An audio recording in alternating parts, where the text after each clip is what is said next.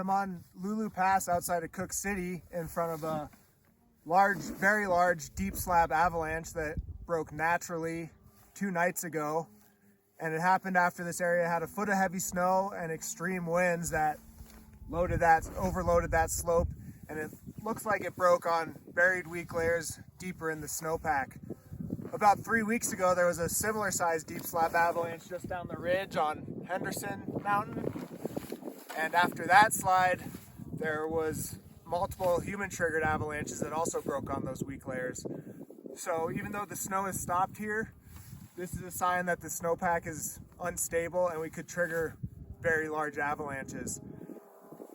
The likelihood's decreasing, and this problem is tricky because there's not very obvious signs of instability, like collapsing and wumping and digging snow pits doesn't really show the instability a lot of the time. So our best strategy is to choose terrain carefully, choose simple terrain that's not heavily wind loaded or slopes less than 30 degrees steep. We're about the crown of an avalanche that was triggered by a snowmobiler yesterday. It's on a southwest facing slope on Crown Butte. And it's a lot smaller than that deep slab avalanche we were looking at over on Fisher Mountain earlier, but it's the same kind of setup.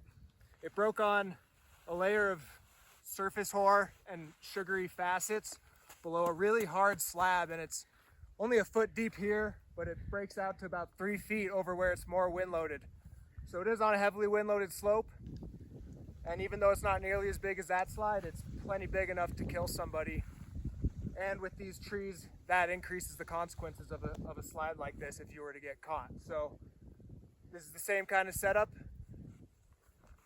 Hard slabs of snow breaking on sugary weak snow, and a reason that we want to avoid steep, heavily wind loaded slopes. So this deep slab problem isn't going to go away quickly. We need a week or 2 without new snow and wind loading, or a big warm up that starts to melt the snowpack and it gets a good melt and refreeze altogether. So continue to keep this in mind and manage your terrain in regards to that problem. And stay tuned to mtavalanche.com for the most up-to-date conditions.